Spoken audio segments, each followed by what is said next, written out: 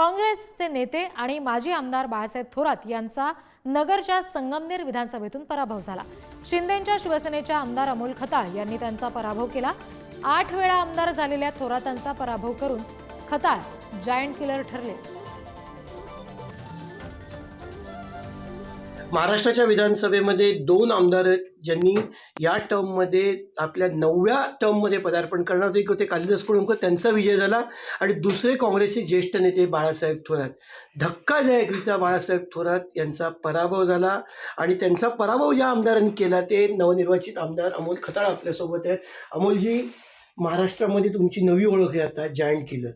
वाटलं होतं एवढं मोठं तुम्ही व्यक्तीला राजकीयदृष्ट्या अनेक वर्षाची परंपरा, 40 वर्षाची आमदारकीची परंपरा असलेल्या व्यक्तीचा पराभव तुम्ही कराल? निश्चित। कारण संगमनेर तालुक्याची जी परिस्थिती आहे त्याने महायुती सरकार आल्यापासून शिंदे साहेब असतील, फडणवीस साहेब असतील, अजितदादा असतील, अहिल्यानगरचे पालकमंत्री विखे पाटील, सुजयदादा असतील, यांच्या माध्यमातून आम्ही विकासाचे भरपूर कामं केले होते।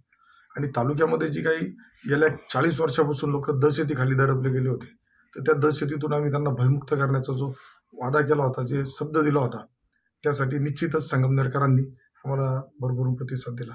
तुम्ही थोड्याशा निवडणुकीच्या आधी एकनाथ शिंदेसोबत आलात। आता प्रश्न आहे की मुख्यमंत्री कोण? सगळे शिंदेच्या शिवसेनेचे नेते म्हणतात की एकनाथ शिंदेच मुख्यमंत्री हवे, की भाजपसुद्धा देवेंद्र फडणवीसांसाठी अडून बसल्याचं कळतं। शिंदेसाहेब कुठेतरी या गोष्टीत दुखावले गेले असं तुम्हाला वाटतं का? आणि तुमच्या मनातला मुख्यमंत्री कोण आहे? एकनाथ शिंदेच व्हावे असं वाटतंय का? नाही, महायुतीचे वरिष्ठ नेते जो काही निर्णय घेतील तो मुख्यमंत्री, मग जो काही वरतून ठरल त्याबरोबर आम्ही राहू। कारण सरकारी महायुतीच राहणार आहे, आम्हाला विकास कामं करायची। माणूस जरी आज शिंदे साहेब झाले तरी आनंद आहे, फडणवीस साहेब झाले तरी आनंद आहे, किंवा अजून दुसरं कोणी झालं तरी आनंद आहे। फक्त विकासासाठी जे आज काय महाराष्ट्रामध्ये जे महाराष्ट्राची जनतेने निश्चित शिवसेनेच्या सगळ्या नेत्यांचं म्हणणं आहे की एकनाथ शिंदे मुख्यमंत्री झाले पाहिजेत, मात्र युतीचा जो नियम आहे तो पाळण्यासाठी सगळे तिन्ही नेते निर्णय घेतील किंवा संगनमताने निर्णय होईल असं म्हणतात। मात्र पडद्यामागच्या ज्या हालचाली आहेत त्या वेग धरू लागल्यात आणि ती गणितं काही वेगळी होत आहेत की काय अशी शक्यता निर्माण झालेली आहे।